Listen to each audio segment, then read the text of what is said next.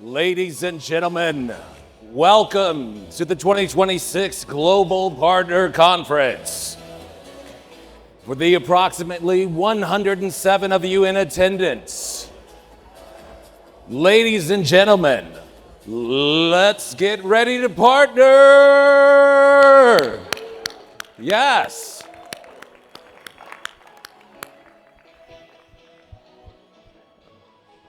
Come on, people, let's get up.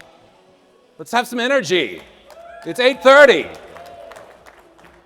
When I say horizon, you say three. Horizon. Horizon. Oh, excellent. You guys are paying attention. Always nice to start the morning off with a call and response. Well, welcome to Global Partner Conference. My name is Ward Holloway. I am our Senior Director of Technology Alliances, and I will be your MC for the day at our little Soiree du Partner. We are really excited to have you all here today. We've got an amazing program set up for you. We're going to share with you where the company is headed, how the partner program is evolving, the product roadmap, and a lot of other incredible information that's really going to equip you to leave here today and come back next year with all of you having 8, 9, even 10-figure years. So we're really excited to have you here. We really appreciate you taking time out of your week to come and join us, and we think we have an amazing program for you today. And it's my pleasure to introduce to you your host for this fabulous event, a man that is so Texas. He believes that Dr. Pepper is a medical necessity, and he believes that the 4 seasons are early summer, midsummer, late summer, and football. Ladies and gentlemen, your VP of Alliances and Channels, Mr. Tim Mackey.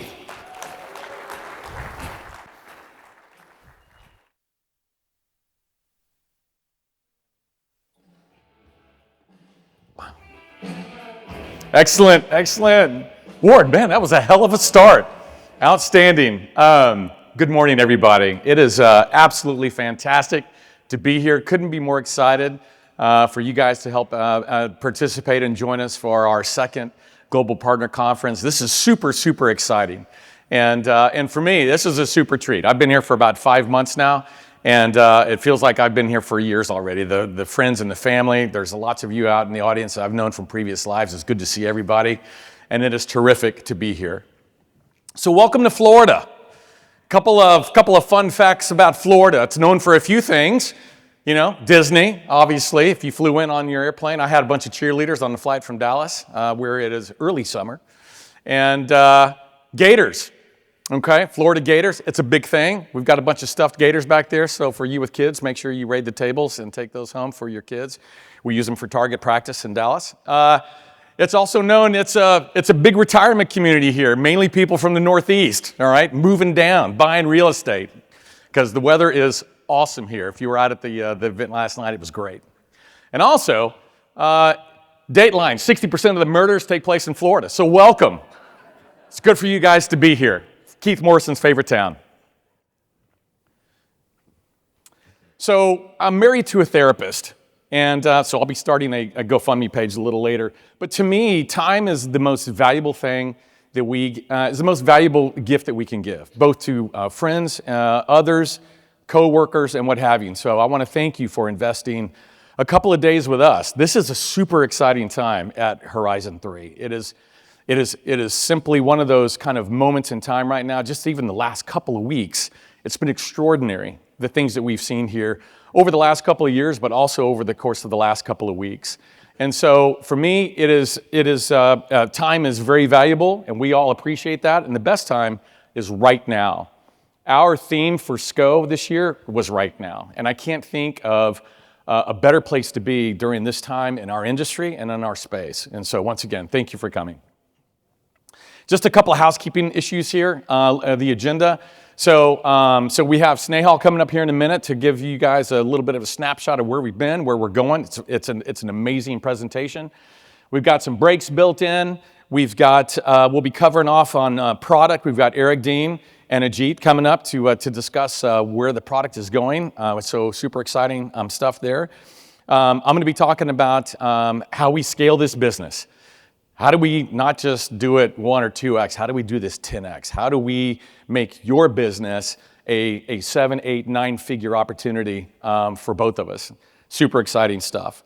We'll have some lunch, then some recapping, and then We've got services, how to make money selling services. And we've got nobody else to do this other than Snehal. I've never had a CEO get up and talk about how partners can make more money selling our solution with services. So pretty excited about that. And then we've got some customer stories. So Ellen and Anthony, Tony P are going to be coming up, telling some real world stories. So for me, there's a lot of where the rubber meets the sky that we're going to be talking about today. They're telling where the rubber meets the road stories. And those are terrific because we all love good stories and practical applications on where to use our solution. And then we got some more breaks, and we've got a sales guy coming up, Mr. Matt Hartley, to talk about winning with Horizon 3. Some of the best juice for you guys, for us to wrap up the day and finish things off. But before that, I think we also then have Snehal to come up. We're going to have kind of an open mic session. Lots of questions. Lots of questions from partners around and customers around kind of what is going on. How do we kind of combat the things that are going on today? And so it's going to be open mic. You can ask him anything you want, either about the company or the space. We'll then be closing it up. And then we've got dinner and awards then later on this evening. So it's going to be a really, really terrific day.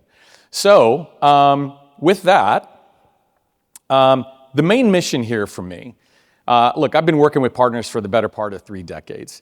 And for me, one thing I've always found is that there's 3 things that partners really want to know. They want to know, 1, that the solution solves their customers' problems.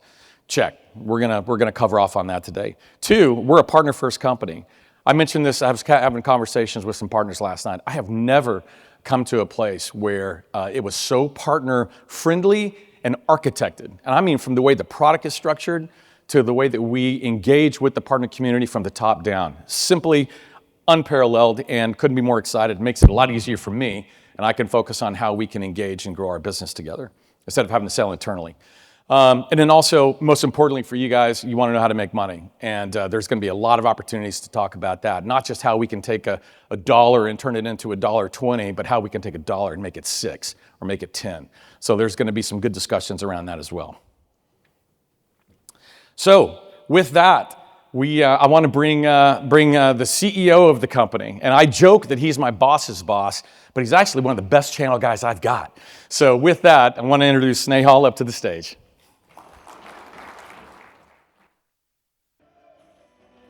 All right. This is awesome. I love going to Horizon 3 events that I had nothing to do with setting up. It just shows how awesome the team is, and what a great venue so far. Great group of folks. You guys had fun last night. How many people closed the bar out? I know who you were because I was one of the last people to leave. Don't be shy about that.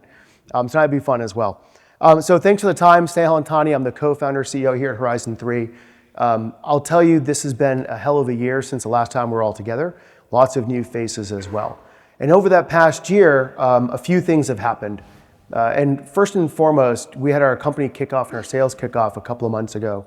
And I talked about 3 things about Horizon 3 that I think are pretty special. Number 1 is we are customer obsessed.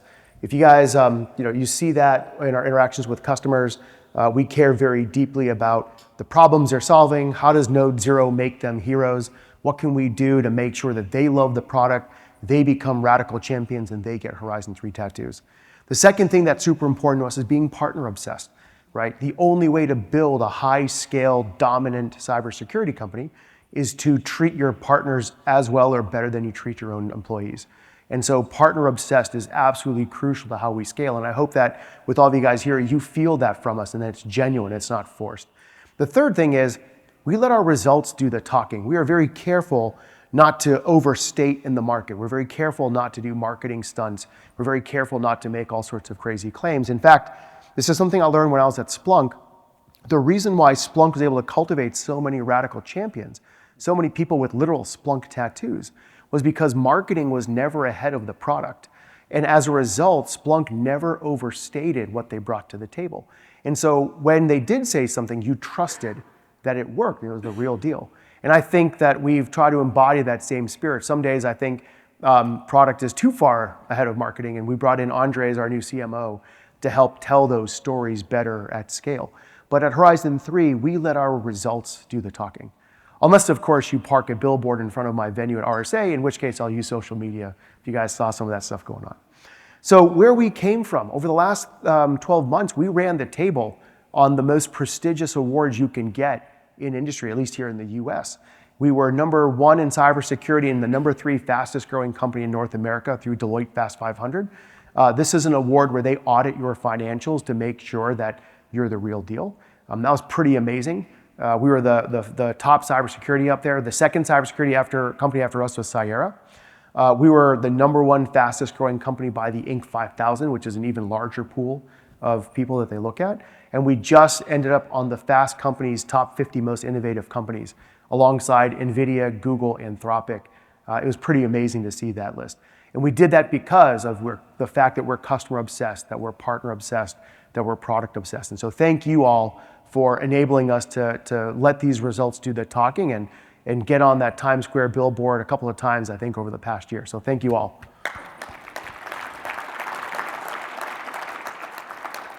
What I'll tell you, though, is the last 12 months will be nothing compared to the next 4 months.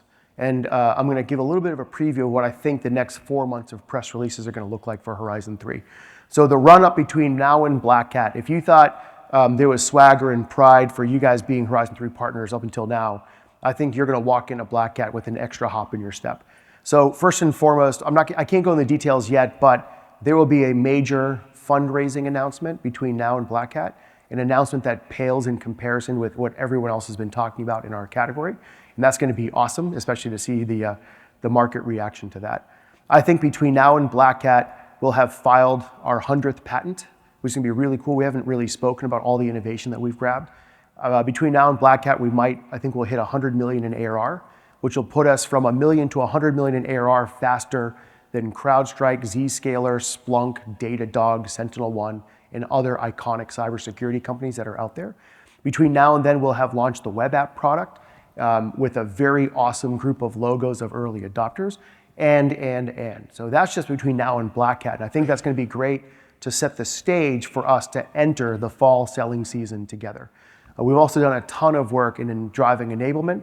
You're going to see a bunch of work from Mackie and crew on the channel partner program and how we're doubling and tripling down our investment in that program. Because once again, the only way we're going to scale this company is through partners. And we're going to spend a lot of time today talking about that.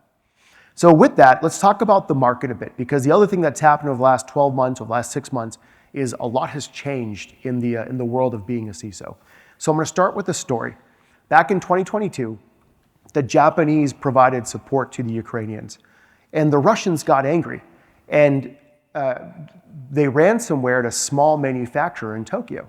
And due to just-in-time logistics and lean manufacturing, that manufacturer in Tokyo, which provided cup holders, Toyota, shut down. And Toyota had to shut down 28 production lines, and it cost them almost $400 million in economic harm over cup holders. The flex by the Russians was not that they could ransomware a small company. The flex by the Russians was they showed they knew exactly where to apply the least amount of effort to cause the maximum amount of economic harm, all over cup holders. We then saw Costa Rica provide support to the Ukrainians, and then their entire government civilian infrastructure was ransomwared and shut down. No one was getting welfare payments, no one was getting financial transactions, school systems shut down.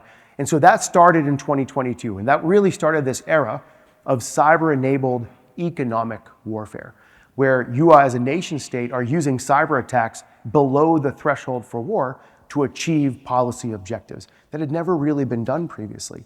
And we've seen this amp up. So what else happened in the last couple of years? Well, we at Horizon 3 proved that we could use AI to hack organizations at scale. We had a 9-year-old kid hack a bank in 4 minutes and 12 seconds. We compromised an organization in 77 seconds with no humans involved. If your SOC can't stop us in 76 seconds, it's game over. Because at second 77, I've got domain admin, I'm shutting down all of your systems, I'm locking you out of the buildings, and I'm raiding all of your data. What we've done is proven that with AI, you have infinite cyber bullets. We proved that Node 0 was at least 50x faster than a human, at least 50x faster. We also could spin up 100,000 Node 0 agents right now and go after an entire country if we wanted to. And it's really interesting to see that thankfully we're the good guys and we do that at scale to help improve cyber resilience. But the bad guys are making these investments as well. And so the bad guys have infinite cyber bullets. And the analogy I think about, I grew up on 80s video games. And so I played Contra quite a bit. And who here played Contra growing up? Yeah, you got that.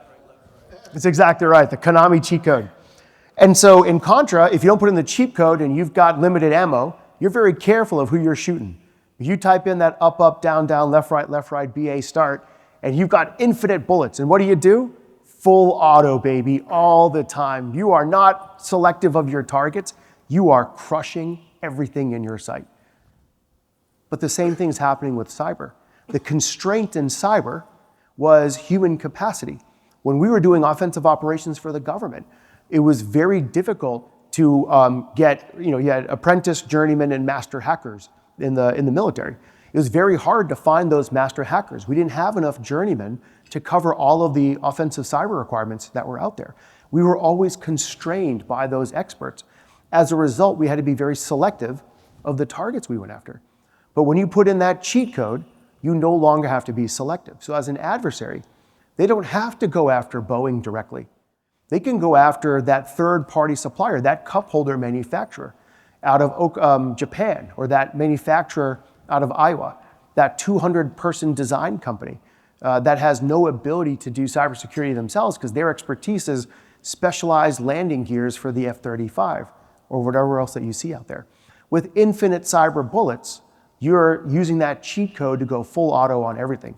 And that fundamentally changes the game because one of the things we already have seen is the speed to exploit has shrunk dramatically. But if you're a CIO or a CISO, your attack surface has grown dramatically over the last few years, last few months even. Not only, when I was a CIO at GE Capital, I was focused on insider threat. That was my primary focus. Then I had to worry about my software supply chain. Then I worried about third-party SaaS. Then I worried about custom apps. You can kind of see all of the things I had to worry about in my attack surface.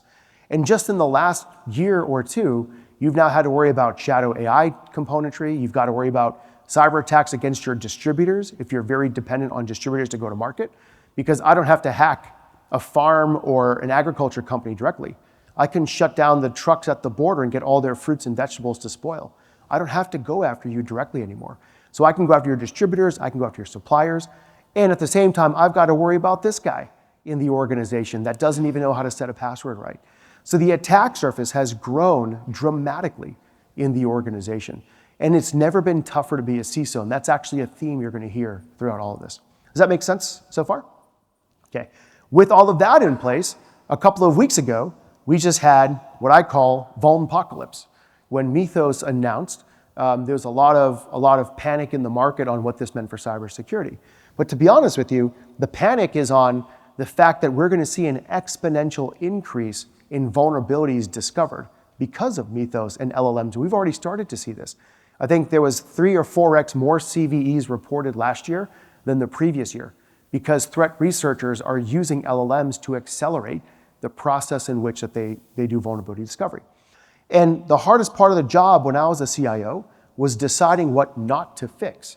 And my vulnerability management program at the time was basically using math to make my vuln list less crappy. And that was very difficult for me to go off and prioritize. And that is only going to get worse. And so we have this huge wave of vulnerabilities that are crashing towards the CIOs and CISOs now. And prioritization, I think, is going to become one of the top priorities. We'll talk about that in a bit. But more importantly, is how does Mythos and other LLMs practically change the way you do vulnerability research? And so the area of vuln research that's the most consequential is in the edge gateway. It's the Avanti devices, FortiSIEM, or Fortinet devices, Palo Alto Networks devices, Cisco gear, anything that is in that perimeter security layer. That perimeter security layer is where you see the most sysakevs start to hit as well, because that's how attackers are going to break in to gain initial access. They're going to exploit that Palo box, get through, land in your DMZ, and then go off and conduct the inside part of the attack. And so how do vulnerabilities get researched? Well, I'm going to go pick Palo or Fortinet or some edge gateway device. I'm going to go off and use Ghidra and other tools like that to reverse engineer the binaries. I'm going to go from binary to source code. With me so far? From there, I'm going to do a diff of version 1 versus version 2 of that source code. And I'm going to go off and say, well, what changed from this version to another? How many people here follow Horizon 3 attacks or Zach Hanley and our attack research team? A bunch of you guys do that. So this is Zach's process. He's basically an expert at reverse engineering Fortinet binaries or Palo binaries or whatever else. He's an expert at understanding their code, reading from the assembler level up to decompiled code, figuring out what changed, and then from there, figuring out how to exploit it. And so every single vulnerability that Mythos and all these other tools have been finding over the last few months, what's going to happen? They're all going to get added to a patch, right? And that patch is going to get pushed out. And what's the first thing people like Zach are going to go do? They're going to download that patch. They're going to do a binary diff to compare that patch to the previous version. They're going to see every single thing that changed, and they're going to publish those exploits, and those exploits are going to go kev. That's the real fundamental thing that Mythos brings to the table. But what it also brings to the table is guys like Zach are extremely hard to find. He is one of the top researchers in the world. And that was in addition to his military experience of running offensive operations. But now I can take that binary diff, drop it into an LLM, and basically say, is this code vulnerable? Is it exploitable? If so, what's going on? The effort and skill and time required to run through that vuln research process has basically gone to zero. So this is why I call it vulnpocalypse.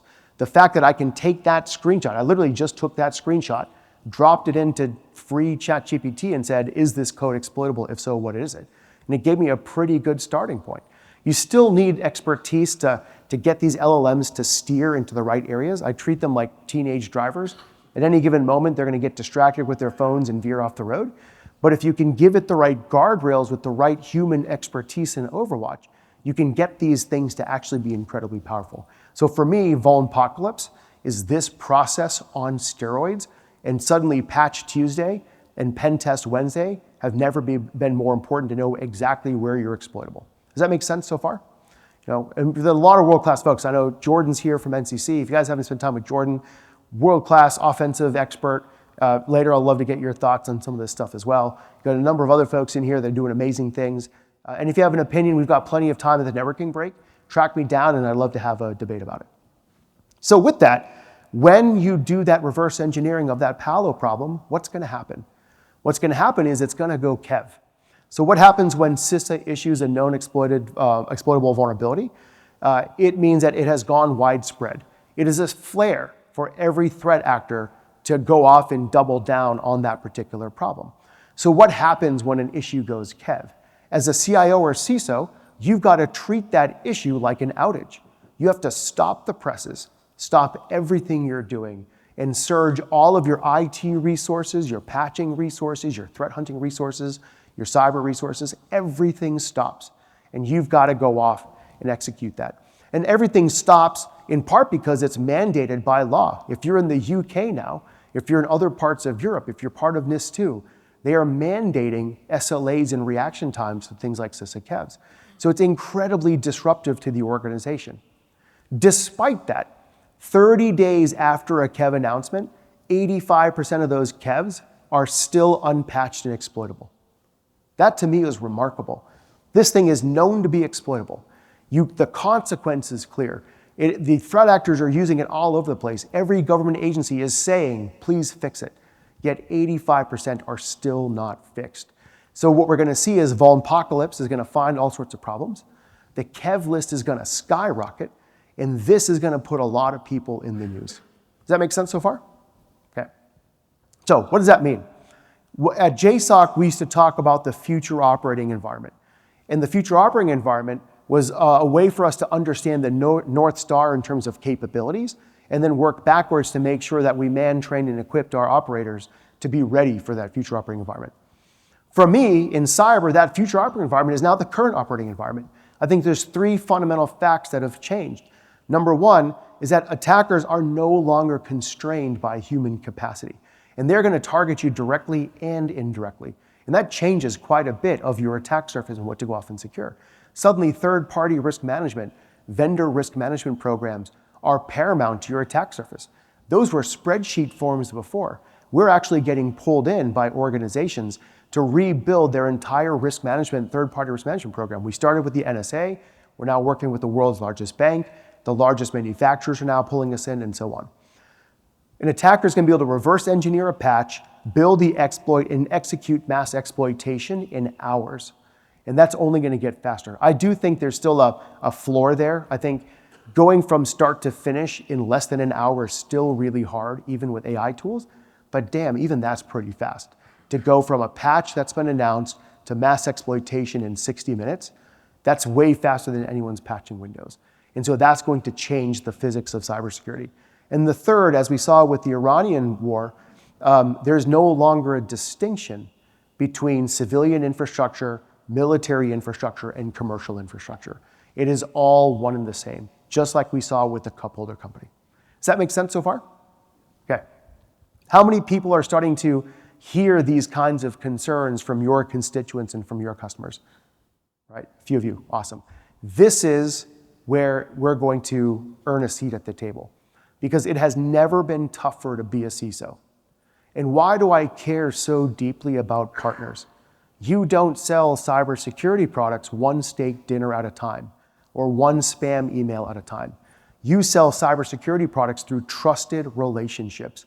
And your superpower as partners is you have earned those trusted relationships with your key customers and stakeholders over years and years of letting your own results do the talking. So cyber is a trusted sale. It's a last mile sale built on trust. And it has never been more important than now to be that trusted partner.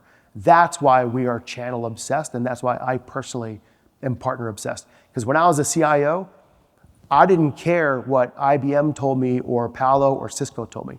I cared about the local partner that was in my office every single day, working with my team and their point of view of the market. And that's where I grew this appreciation for channel partners. So I'll pause there. Any thoughts so far? Does this make sense? Cool. Aligns with your experiences. Hopefully what you'll also find is we're very pragmatic in how we think about the market here.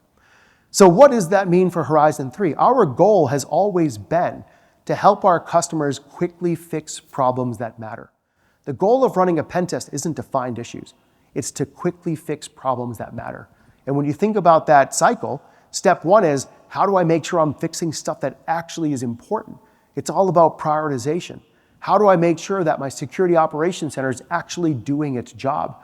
That CrowdStrike is tuned correctly, that my Splunk environment is tuned correctly, that all this money I'm spending is actually justified.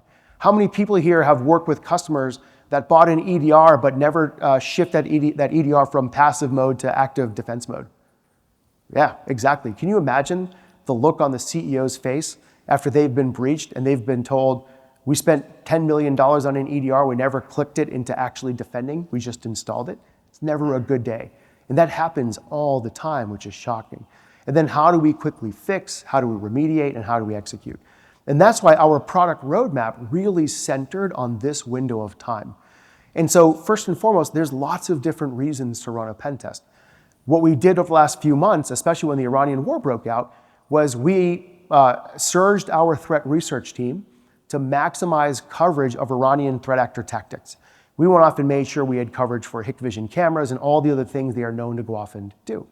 And then we enabled our customers to run pen tests and quickly understand if an Iranian APT targeted them, what risk did they have? Where could they get popped and go surge? And the story there was a Middle Eastern country that was being targeted by Shahad drones. And this Middle Eastern country, the Minister of IT texted, we were going back and forth, and we offered to help. My point of view is, in crisis, you earn goodwill, not revenue. You do what you can to help, you earn that goodwill, and then you build that trust, and then business comes later. So in that moment, we earned goodwill because what they were worried about is the Iranians were hacking their CCTV cameras and using those CCTV feeds to do drone targeting of Shahad drones in their city. And how were they getting in? That was the question. So within a few hours, we had Node 0 run an external attack, and it found 5,000 CCTV cameras that were externally facing. Of those 5,000 cameras, 8 of them were exploitable. So we told them the exact 8 that were the problem. And then that electronics authority went off and patched those 8 as quickly as they could. They also knew where to start their threat hunt, so they could go off and execute containment and eradication of Iranian threat actors in their network. We did that within a few hours to help them prevent bad things from happening to their people.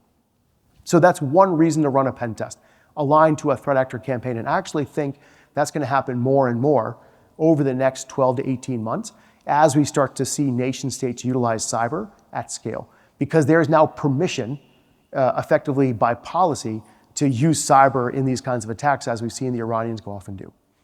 The next thing, of course, is the way that we enable you to run Patch Tuesday, Pen Test Wednesday, and for every Kev. But that's just the start. The real window of time is you know you're exploitable, but you haven't yet fixed it. If I get popped in that window of time as a CIO, I'm going to have a very bad day. Because what's the board going to ask? They don't care about the technical reasons for why we didn't fix that JMX authentication problem. All the CEO wants to know is, why didn't you fix it faster? You knew there was an issue. There's a report right there that says if you get popped here, it's going to cause a bunch of issues. Why didn't you fix it faster? So this window of time is a tremendous amount of pressure for every CISO that's out there. And before, CISOs could get away with not knowing. They used to say, I don't want to run a massive pen test because I will be liable for the results. But a couple of years ago, that changed by policy. It's now duty to know. Cyber insurance companies are denying claims because you had a duty to know about your attack surface. NIS2 mandates a duty to know. DORA, a duty to know. So you have to run comprehensive pen testing because of that duty to know. So in that window of time, what do you go off and do? Well, let's make sure that your EDR is actually working correctly. Let's go drop those tripwires behind to increase that early warning system. So for real bad guys living off the land, you're going to catch them very quickly. Let's go off and run a proactive threat hunt. Let's go off and make sure that your networking architecture is correct, your identity is correct, and go off and do the security hardening. All while in parallel, you're finding, fixing, and verifying under the covers. That window of time, you're going to see this with Ajit and Eric, governs our entire product roadmap. Everything is about this window of time and how that window of time is shrinking and how we're actually investing pretty heavily in moving towards real-time find, fix, verify, which I'll talk about in a moment. Does that make sense so far? Cool. Relevant? Hitting the mark? Not falling asleep on me? Cool. So what does that mean for us in the near term? In the near term, over the next 6 months, I believe we have 3 obligations to our CISOs. Number 1 is helping them decide what not to fix. That is super important because we don't have, as CIOs and CISOs, enough capacity to remediate. We can't fix everything. And if you decide not to fix something, you are liable if that's how the bad guy got in. So how do we help them decide what not to fix? If you go to a CISO and bring that up as your value prop, you're going to completely change the conversation. Because it's, oh my God, you're right. I've got to figure out what not to do because I've got too much on my plate. How are you going to help me do that? And I'm going to talk about that in a moment. The next, how do we make sure that their SOCs are actually capable of fending off attacks? That is another really easy way to have a conversation. How do we make sure that your SOC is actually going to keep the bad guys out? Don't wait for a breach. Let's go verify that now so you can harden and shore up and do everything you've got to go off and do. And then the third is, how do you actually prove your resilience? Don't assume that you're resilient. You've got to prove it. You've got to prove it through process, through people, through technology, through reporting. Proving it is not just a tech issue. It's actually everything else that comes in. And how do you show those results over time?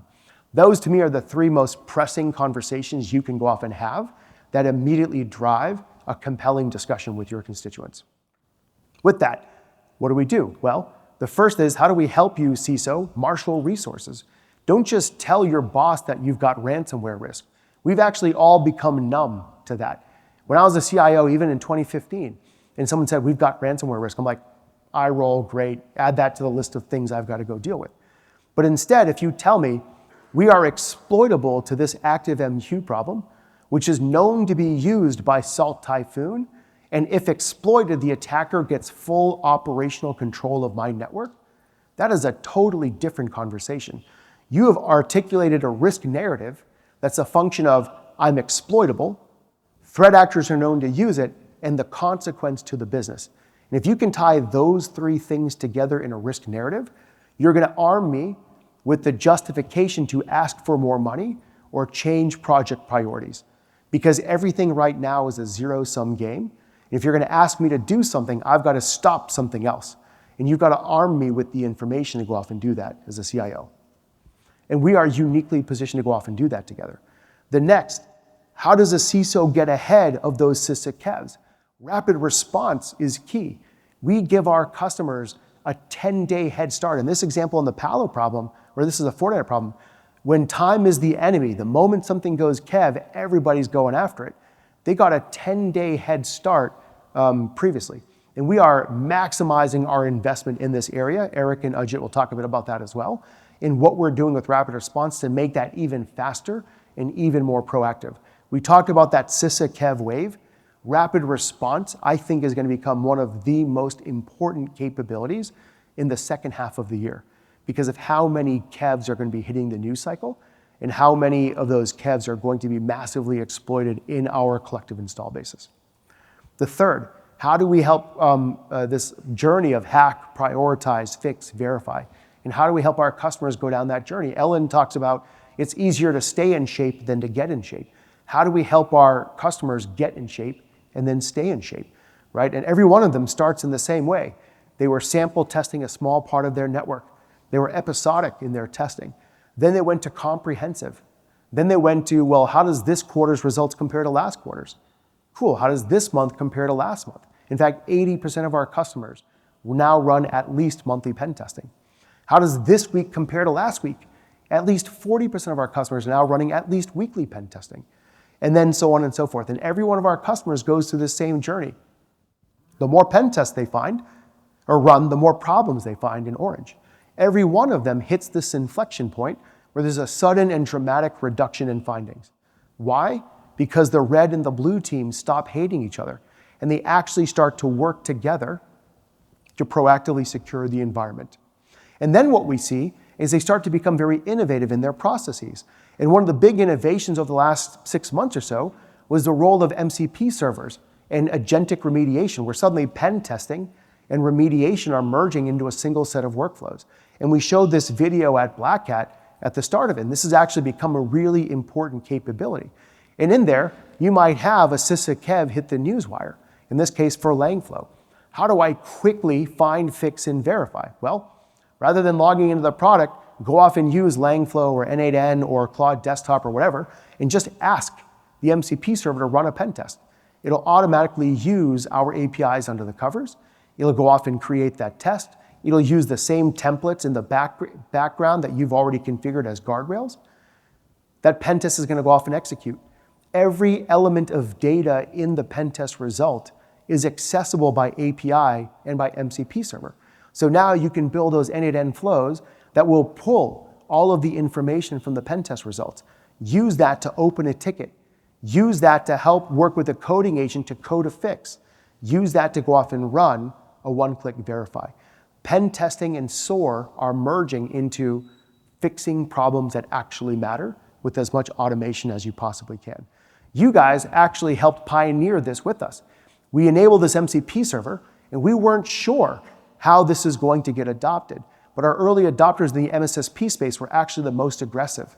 And they were able to really give us great ideas on what this find, fix, verify cycle could look like. What class of problems are people comfortable automatically fixing? What class of problems are not? And how do we go off and use that to decide how to accelerate real-time remediation? Does that make sense so far? Okay. The next thing, how do we help our security teams and our customers prove that their SOC is effective?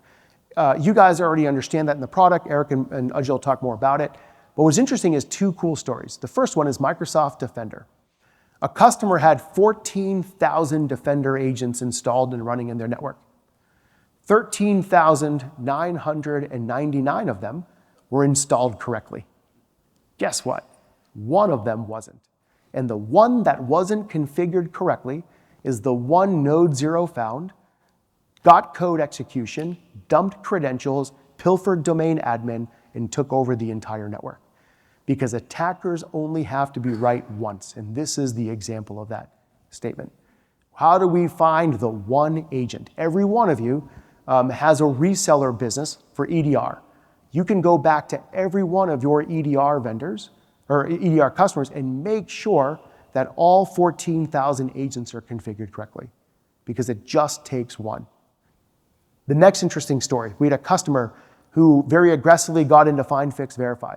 And they had all these impacts. And then all these impacts went down to zero sometime around October. And then the next week's pen test, no findings. The third week's pen test, no findings. The fourth week's pen test, no findings. And they said to customer success, like, hey, we look pretty cool. I don't think we need the product anymore. And we kind of had this hold my beer moment. The next week, it spiked back up to 25 impacts, including domain compromise. And like, what on earth happened? What happened was a single employee had an easily crackable password. That new employee joined the company. They had, whatever their password was, Horizon 3 kicks ass, $, or something like that. And or if you're from Georgia, I think they're in Georgia. I think their password was 20-3 WTF. Patriots fans in here? Okay, good. I said that in Atlanta during a keynote, and I had to leave real fast because they were still upset about it. But the point, and if you're international, it was a football joke, American football. Ignore it. A single employee, new hire, with a single bad password got cracked and led to full spike. So don't tell me we're secure, show me. And then show me again tomorrow, and then show me again next week. Because the environment is always changing. New employees are coming in, patches are being rolled out, and so on. And the adversary always has a vote. The next thing here that's going to be really important is that last line of defense. We have seen time and time again that even if you have defense in depth, your perimeter gateway attackers are still getting in. Your EDR attackers are still getting code execution. Credential policies, they're still compromising credentials. What is the one thing every attacker does after they've defeated all of your controls? They live off the land. No matter what, every single attacker starts to live off the land. So tripwires, these fake AWS credentials, these fake Azure tokens, these fake Active Directory entries, these other decoys or honey tokens we automatically drop. That's how you catch them living off the land. The hardest part of decoys is where to put them. And so we use pen testing results as that map and compass to optimally place those decoys in the areas likely to be lived off the land by the attacker. And that becomes your last line of defense. We've already seen tripwires save our customers' asses multiple times because it was there and something went off. We have used this to catch red teams, internal red teams, as this has gone off and executed because every one of them starts to live off the land. This is your last line of defense. If a tripwire gets triggered, it's ultra high signal, very low noise, and you better treat it like an incident. Okay. The final part here, and I'll talk about where we're going, is helping our CIOs and CISOs articulate that they're getting better over time. How quickly are they fixing problems? How effective are they at detection and response? What risks are they accepting to the business and that everyone understands those risks? And are they actually getting better? This is the graph that we see of findings and impacts over time with our most mature customers. And Ellen's going to talk about customer maturity and a ton more customer stories that are out there. This is what right looks like in an organization that is focused on being defensible, which versus just being secure. Does that make sense so far? Cool. All right, and the last bit here, in the 10 or so minutes that I have left, we're going to talk about where we're going next. One of the things that we understate is Node Zero is trusted to operate in the most sensitive networks in the world. Why? We were used by the NSA and the Defense Industrial Base as an example to help steal 3D CAD drawings for Nimitz-class aircraft carriers and Virginia-class submarines, nuclear submarines. We did that in less than 5 minutes against a small design company in Virginia that was doing contract work for the Navy. That's an example of cup holders. We didn't have to go after the Navy directly. We stole the design files from a third-party supplier. In fact, just recently in the news, at least it hit the newswire, is somebody stole the F-35 designs from Lockheed in a supplier attack. This is how the bad guys are getting in. We hack arms, semiconductor, and chip manufacturing facilities every single day. We hack Ukraine's air defense systems every single day. The Chicago L, how many people have ridden the Chicago L before? Yeah, if we throw AI slop against the Chicago L, that train's gonna derail, right? Like you have to be very careful in how you operate in these networks. We hack the Chicago L every single day. Qualcomm, one of our investors, took me out to the Vegas F1. I know we've got a couple of investors in here. None of them have taken me to the F1 race. Just want to throw that out there. Qualcomm did. At turn 4, looking out east, I saw McLaren, the Sphere, and the Wynn Casino. All 3 of them are our customers. And that was a pretty cool shot that I got of Vegas. We hacked the largest hospital in the United States. There are production networks with devices in the ICU and NICU connected to patients. If you throw AI slop at a dialysis machine, Jordan, what's going to happen? Yeah, someone will die. You have to be extra careful. You can't PowerPoint your way through production safety. You earn the right to declare yourself to be production safe by letting your results do the talking. This is a huge advantage for us when you think about the environments that we operate in. The other part here that's super important is the way I think about the pen testing market. There's a ton of noise coming out there. And so one of the things that's super important is the way that I see the market evolving. So number one, we at Horizon 3 focus on infrastructure pen testing first. Why is that the case? Because that's where the bulk of the attackers are. Attackers rarely use 0 days in custom web applications. They're almost always either credential pivoting in because they stole a credential off the dark web, or they've broken through a perimeter gateway, or they bought access off an initial access broker. Every cyber attack starts with shell on a host inside your machine, inside your network. How they got to that shell honestly doesn't matter. There are so many doors and windows to get in. You can do whatever you can to stop that, but more importantly, assume breach and minimize the blast radius of where they're going to gain initial access. That's why we focus on the internal attack surface first. And we've won that game. One of the things that's really interesting as we're going through fundraising and so on is we, I think, almost never see Pantera in new deals anymore. We only see them when we're taking out their renewals. We have no competition when it comes to infrastructure pen testing at scale anymore, which is pretty awesome. The right side of this diagram, left side of this diagram for you though, is the application side. And there is a ton of things happening on the application side. When you think about the SAST market, the DAST market, cloud code security, what's happening with Expo, Novi, Terra, and then you've got the more seasoned production web app pen testing companies that are out there. NCC being one of the best in the world. And actually, NCC is really pioneering the role of human-machine teaming. How do you make sure humans work on things that'll put them on stage at DEF CON, while machines work on doing things at scale? And how do those processes come together? But in general, in that app side, I see that as a complete bloodbath. And the way I think about it is the cost of training data acquisition. So any of us could go off, like Jordan, you and I can go start a company tonight, and we can go build a web app pen testing company and build a bunch of cool AI agents to go off and do it, because we can train those agents on every single open source software project that's out there, every merge request, every Linux Foundation project. All of that training data is freely available for anybody to build off of. That's why there's 2 or 3 dozen web app pen testing open source projects now, because the cost of training data acquisition is $0. Does that make sense? But last I checked, JP Morgan didn't publish their Cisco network configurations online anywhere. Neither did Morgan Stanley. Neither did Citi or MasterCard. They didn't publish their data security configs anywhere. All of that data inside the network is inside the network. It is not available to any lab to go off and train models against.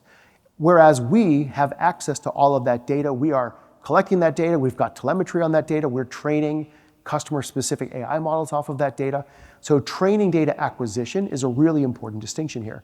So what I think is going to happen in the app space, it's going to be a race to zero. Claude is going to win because they are the best at code analysis because they've sucked up all of the training data that's out there. And I think all of these companies in the app space are going to have a really hard time differentiating unless they figure out that human-machine teaming kind of aspect and they've got that credibility and that exquisite expertise to go off on those really high-end problems. Does that make sense? Does this XY axis make sense when you think about the pen testing market? Nods? Okay. There's a big gaping gap in the upper right quadrant there. That's where we're moving into. So Eric and Ajit are going to talk about our web app product.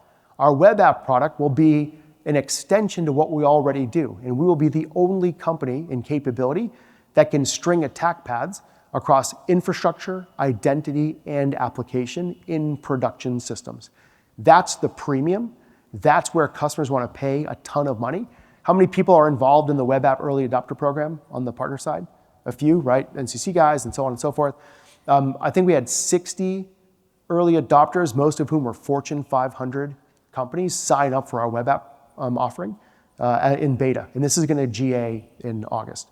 But this is where I think the value is, and we'll be the only game in town that can pop a credential off of vCenter, use that to log into an HR app, abuse broken access control, and steal sensitive data in production.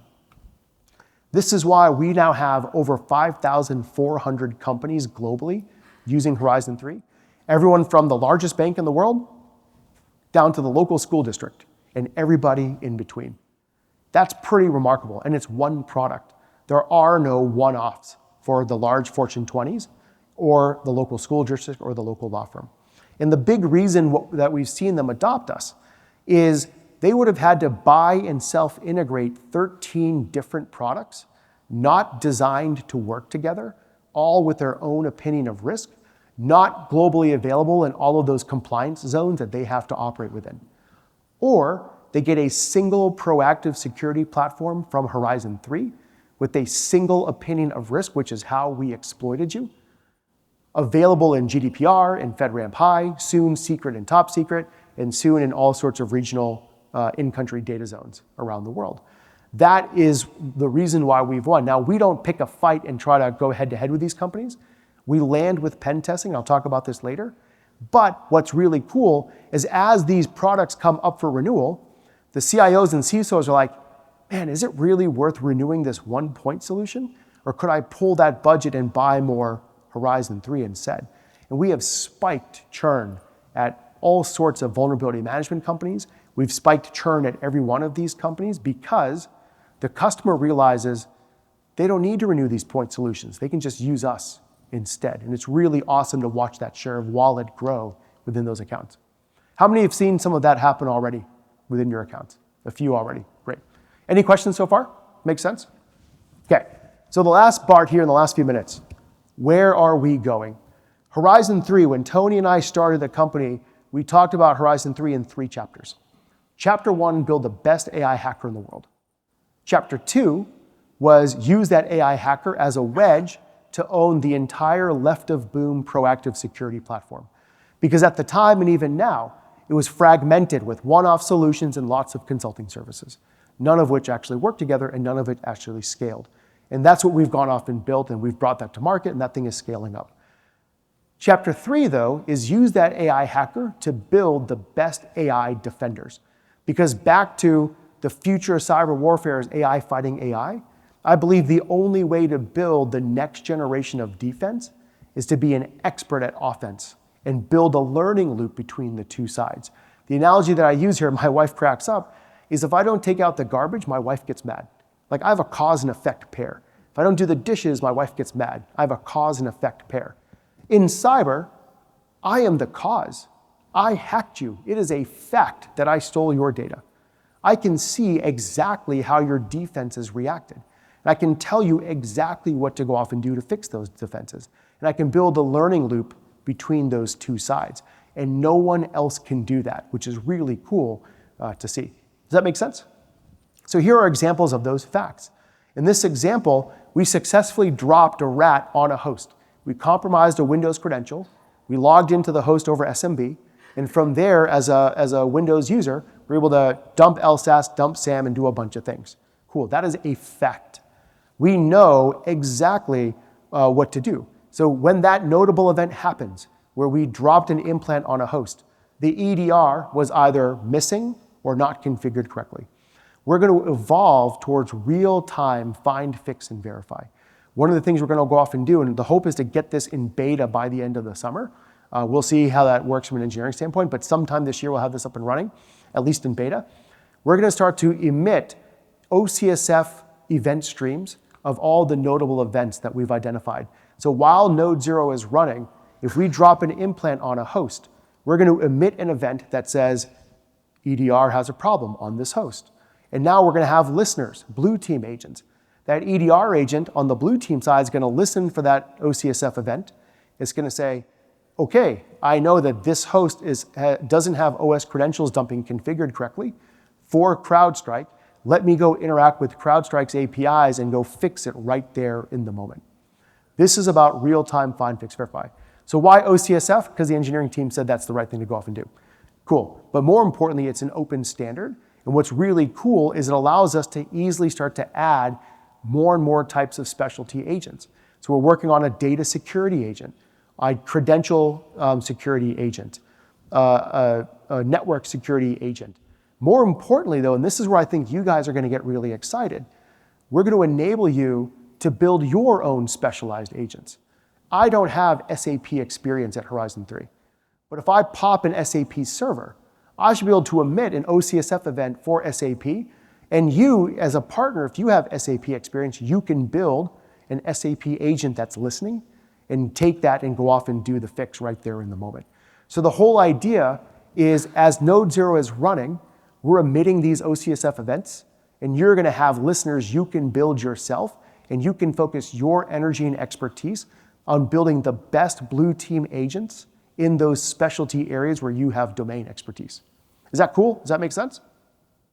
How many people want to go off and build blue team agents with us now? Yeah, all right. This is also a great way for you to monetize your expertise and have a very seamless path into truly agentic security and build that learning loop between attack and defend. So I'm going to give you a couple of examples and I'm going to wrap up. So the first example, we successfully dropped that implant on a host. We compromised that Windows credential. We logged in, dumped LSAS, dumped SAM. We know through those agent integrations exactly what Splunk saw and what Splunk missed. We know exactly what CrowdStrike saw, what CrowdStrike missed. So that I didn't take out the trash, my wife got mad, attack and defend pair. We can now go off and explicitly say, the EDR and the SIM didn't detect and respond. I'm going to add the following custom detections into Windows Defender. I'm going to add the following alerts into the SIM. And the next time Node Zero runs, I'm going to verify that these things fired. And we're going to be able to do that automatically. One of the big things we learned when I acquired Phantom when I was at Splunk was how few people were actually comfortable with SOAR in production systems. No one's going to let automation change their JMX off. But they will let automation add custom detections to the EDR. There's an entire class of problem that we've learned about over the last 3 or 4 years where customers are absolutely comfortable with automated fixing, like dangling DNS records. There's a whole bunch of problems that they won't allow anyone to fix. And that's where I think the services opportunity for all of you really sits, is in the long tail of remediation services. But there's a bunch of things we can just fix automatically. Once again, reducing that window of time for exploitation. The next part, data security. We successfully compromised a credential. We logged in and gained access to a share drive.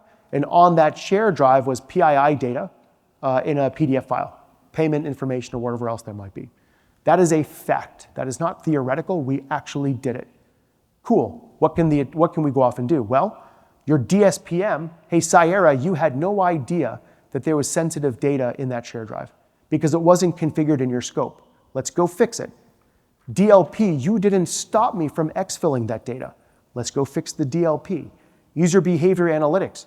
You had no idea that we had compromised that credential and were abusing it. Let's go fix UBA. Once again, I didn't take out the trash, the wife got mad, cause and effect pair between attack and defend, and now we can do something about it. We can do the same thing with our fix actions. The one that people get most excited for, though, is we compromised a credential, we paired that with print nightmare, and gained access to a host. Really cool. Are there any indicators of abuse of that credential by a threat actor? Let's go search. Let's go do a targeted threat hunt and look for indicators of compromise on the credentials that we popped and the host that we gained access to. And because of our threat actor mappings, we can do an even more targeted threat hunt to look for specific indicators of compromise of specific threat actors known to abuse print nightmare.